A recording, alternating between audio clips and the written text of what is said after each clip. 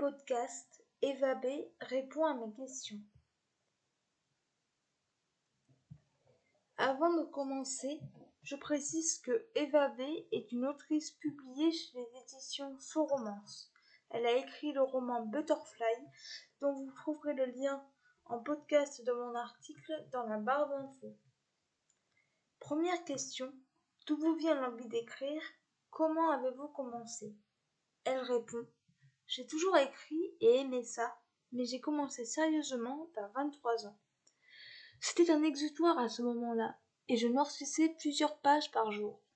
Tout était prétexte à écrire, mes émotions, ce que je vivais, ce que je voyais. Une sorte de journal intime grand format. Je ne sortais jamais sans mon cahier. J'ai toujours su que j'écrirais un livre. Le jour où je me suis sentie prête, je l'ai fait. En 2 mois, le tome 1 de la trilogie Je t'ai rêvé était bouclé. Les mots se sont alignés, je ne réfléchissais pas, je n'avais même pas de trame. Vraiment, il s'est écrit seul. Une amie avait vu passer un appel au manuscrit chez Faux Romance. Au début, je n'avais pas spécialement envie d'être lue. Et puis, je me suis dit, pourquoi pas? Deuxième question, comment construisez-vous vos personnages? Elle répond, je ne les construis pas tous de la même manière. Certains existent dans la vraie vie, d'autres sont inventés, mais il y a souvent une source réelle. Je mélange aussi parfois 2 personnes pour en faire une seule. Certains acteurs de mes romans changent juste de prénom et de rôle au fil du temps, mais dans ma tête, ce sont les mêmes. Greg, de la trilogie Je t'ai rêvé, et Stan de Butterfly sont issus d'un seul et même homme, qui existe bel et bien par exemple. J'ai juste amplifié quelques traits de caractère et modifié l'aspect physique. J'observe énormément les gens et ce qui se passe autour de moi, je prends beaucoup de notes. Cela m'aide à construire les protagonistes de mes histoires. Ainsi, je peux faire un mix du profil psychologique de quelqu'un et du physique d'un autre. C'est assez amusant à faire. Mes amis sont de vraies pépites d'ailleurs. Troisième question, quelles sont vos sources d'inspiration? Elle répond, il y en a beaucoup. Ce que je vois, ce que je lis, ce que j'entends, ce que je ressens, je me sers de tout. J'ai aussi la chance de rêver et de m'en souvenir. J'épuise donc certaines choses que je considère souvent comme des messages. Pour la trilogie, mes nuits m'ont vraiment porté conseil et j'ai même trouvé des réponses là où parfois je butais. N'importe quelle discussion, déplacement, rencontre, tout est scanné aussitôt et s'il y a le moindre détail qui me semble intéressant, j'harponne et je prends des notes. J'ai aussi une tripotée d'amis qui sont une mine d'or.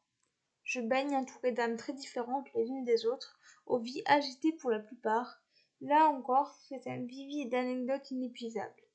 Et puis bien sûr, il y a ma vie, mes enfants, mes joies, mes souvenirs et mes chagrins, dans lesquels je vais piocher aussi. J'écoute surtout beaucoup ce qui se passe autour de moi. Question numéro 4. Vos moments préférés pour écrire? Elle répond, je prends le train quand il passe. Je ne me force jamais et je peux passer plusieurs jours sans écrire si les mots ne viennent pas. Pendant ce temps, je construis mentalement mes histoires, j'envisage des scénarios et je projette mes personnages. Bien souvent, je ne sais pas où je les emmène d'ailleurs. Quand je me sens prête, je relis mon dernier chapitre, voire 2 ou 3, et je me lance. J'aime écrire pendant plusieurs heures, je ne me pose jamais pour un court instant. Je peux écrire 12 heures non-stop. Les jours pluvieux sont mes préférés et la nuit. Cinquième question. Quelle relation entretenez-vous avec vos personnages? Elle répond, fusionnelle est le mot.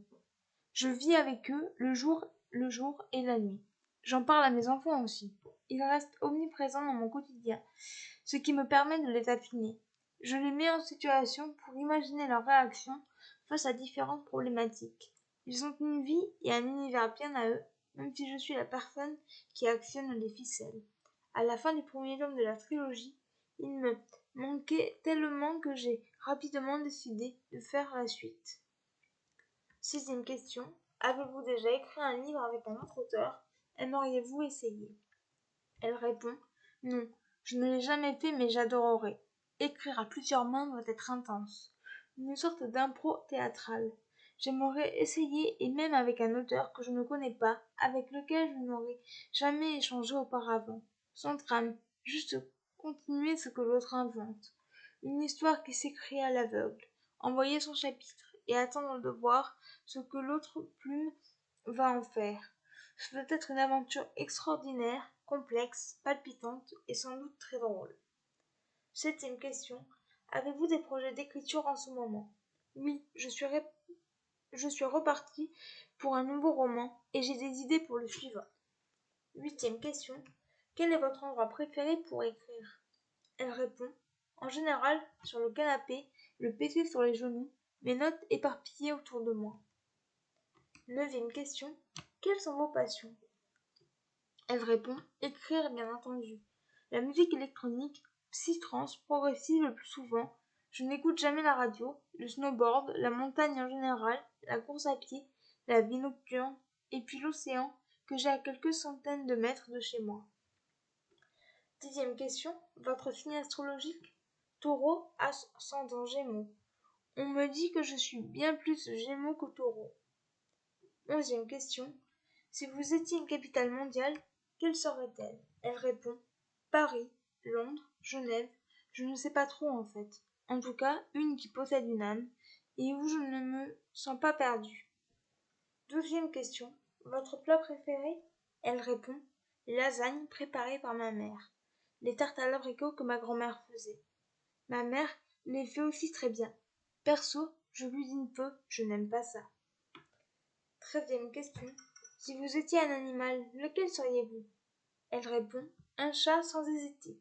Ils sont juste magiques. À mon grand malheur, je suis très allergique. C'est une vraie punition. 14e question. Êtes-vous plutôt plat salé ou sucré? Elle répond. Ça dépend. Je ne mange pas beaucoup en général, donc je me fais plaisir selon mes envies. 15e question. Thé ou café? Elle répond. Café en intraveineuse. Je bois du thé occasionnellement quand c'est du bon. 16e et dernière question. Que préférez-vous écrire? Les personnages? Les lieux? Elle répond. Les deux. Du moment que j'arrive à écrire ce qui se passe dans ma tête, ce que je veux transmettre. Je dois mener le lecteur là où je vais moi-même. S'il rit quand je ris, pleure quand je pleure et frissonne quand je frissonne, alors c'est gagné. Ce podcast est terminé. Je remercie encore Eva B d'avoir bien voulu répondre à mes questions et je vous retrouve très bientôt pour un nouveau podcast. Ciao!